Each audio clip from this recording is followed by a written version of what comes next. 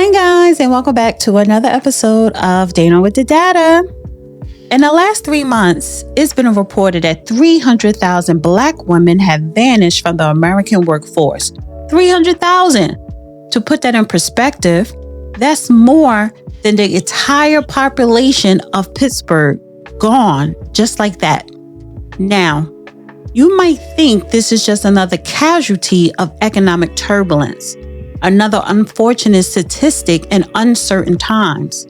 But according to gender economist Katika Roy, this isn't a coincidence. It's a consequence. Well, the impact of job loss is being felt nationwide, especially among Black women in the labor force. According to the U.S. Bureau of Labor Statistics, in February, more than 10.5 million Black women were employed. But by June, that number dropped below 10.3 million. That's a loss of more than 300,000 employees in just months. Some of that job loss can be attributed to cuts in the federal workforce and the dismantling of DEI programs in the public and private sectors. Gender economist Katika Roy joins us now. She recently wrote an article for MSNBC that examined Black women leaving the labor force, and she joins us now with more on what she found. Thanks so much for joining us. Thank you for having me. 300,000 Black women leaving the workforce in 3 months sounds like an alarming number. How and why did this happen? And why do you say it's not a coincidence?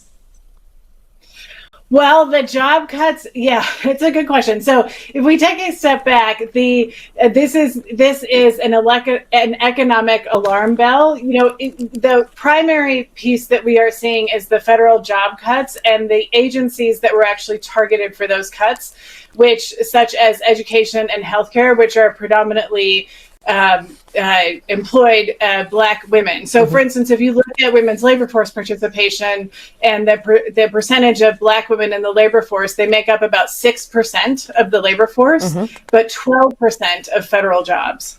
Wow. And we've certainly seen that loss, and we felt that loss locally for sure with the federal reduction. What kind of impact? So we talked a little bit about the economic effect. What kind of impact is the loss of Black women in the workforce having locally, nationally? I mean, what does it mean for the future when it comes to things like student loans, home ownership, and building generational wealth?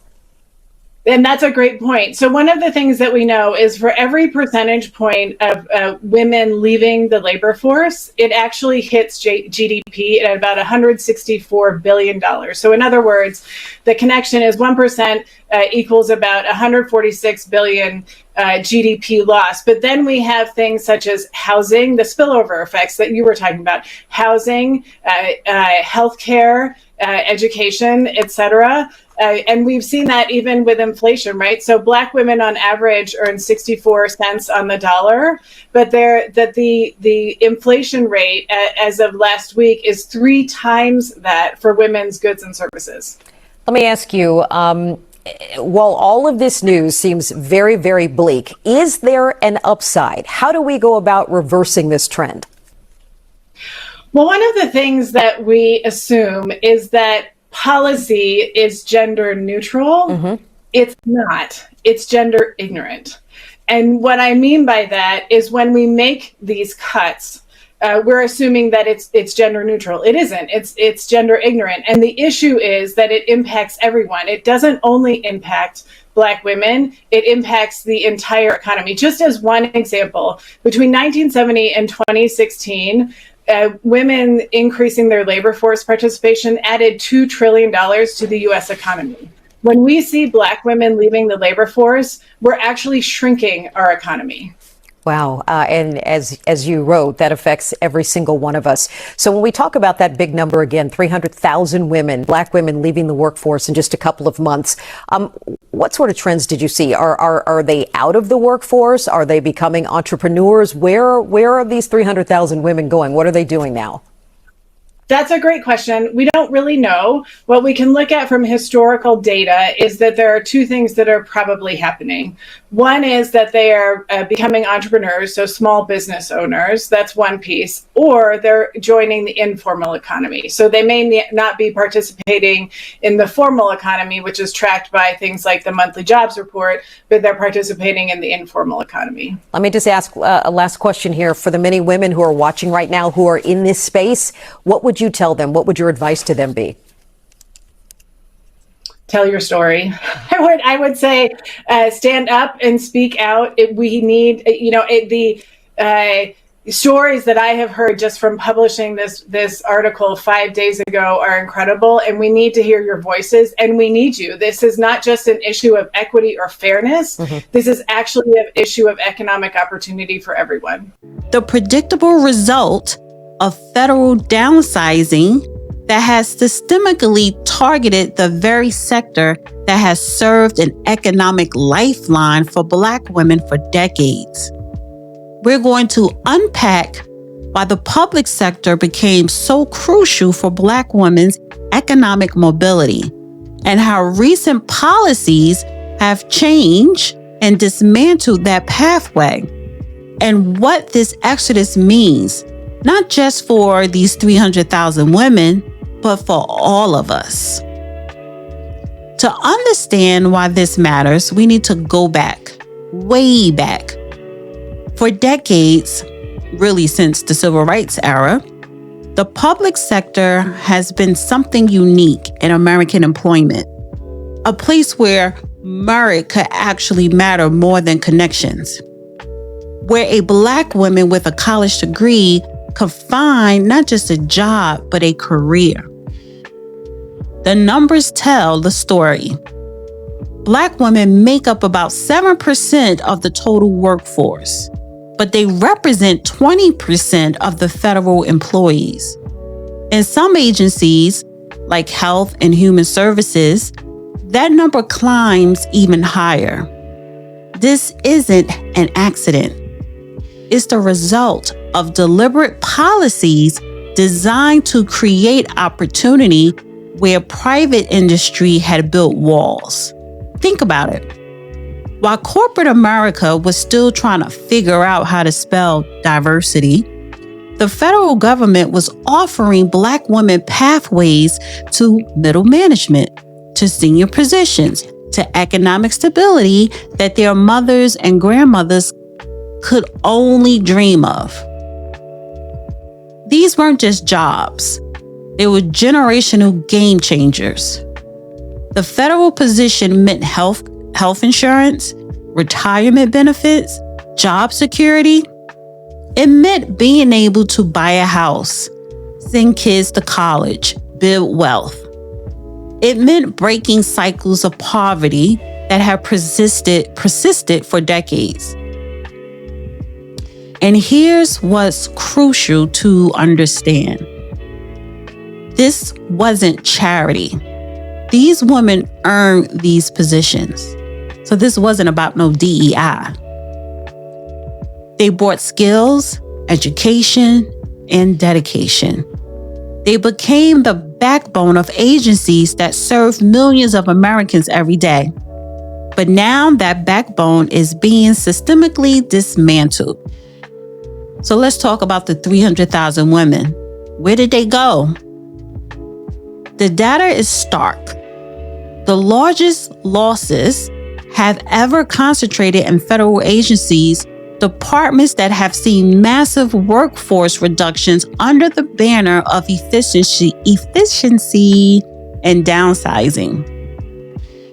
But when you dig into who's actually being downsized, a pattern emerges. Gender economist Katika Roy has been tackling this trend, and her analysis is damning. She points out that these aren't random layoffs or voluntary departures.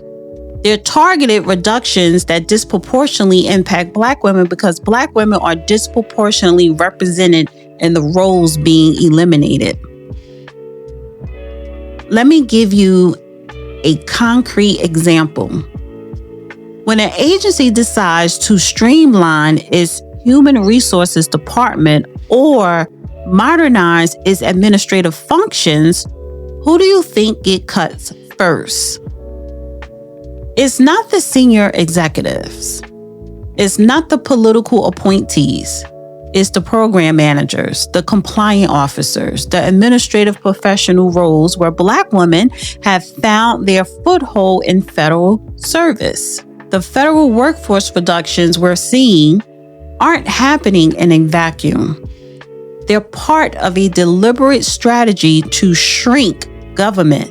And when you shrink the sector that has provided the most opportunity for Black women, you inevitably shrink Black women's economic power. This isn't the first time we've seen this playbook. During previous administrations focused on reducing federal employment, the same pattern emerged. The rhetoric focused on efficiency and taxpayer savings, but the reality was that communities of color, and Black women in particular, bore a disproportionate share of the economic pain. Think about it this way. If you're a Black woman who has built a career in federal service, where do you go when that pathway is suddenly closed? The private sector that excluded you for decades? The state and local governments that are also facing budget pressures? The answer, for too many, has been nowhere.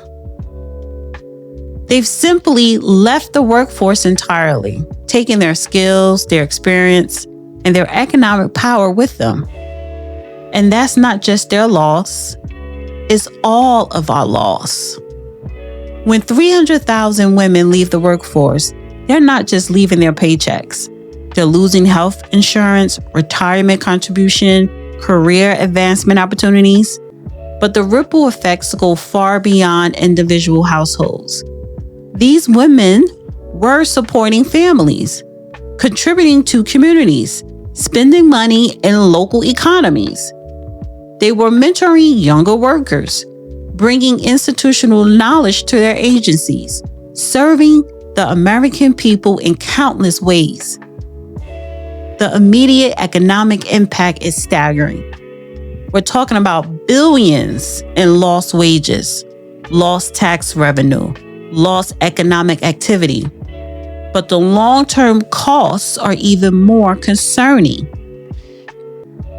When you systematically remove experienced professionals from the workforce, you don't just lose current contributions, you lose their future potential. You lose the innovations that might have developed, the problems that might have solved, the leadership they might have provided. And here's the crucial irony.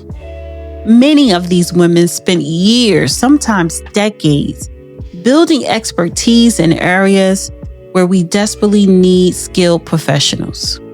Healthcare administration, education policy, environmental protection, social services. These aren't luxury positions. They're essential functions of government. So when we eliminate these roles in the name of efficiency, we're not actually becoming more efficient. We're becoming less capable of serving the American people effectively. The cost of this exodus will be measured not just in dollars, but in demised government capacity, reduced service quality, and lost institutional knowledge that took generations to build. So where do we go from here? The exodus of 300 Black women from the workforce in just 3 months isn't realistic. It's just a statistic that grew over a span of at least 2 years. But it's a crisis that demands immediate attention and action. We need policies that recognize the value these women bring to our economy and our society. We need leaders who understand that diversity isn't just moral right, it's economically essential. And we need to acknowledge that when we systemically exclude any group from an economic opportunity, we all become poorer as a result. Dana with the data.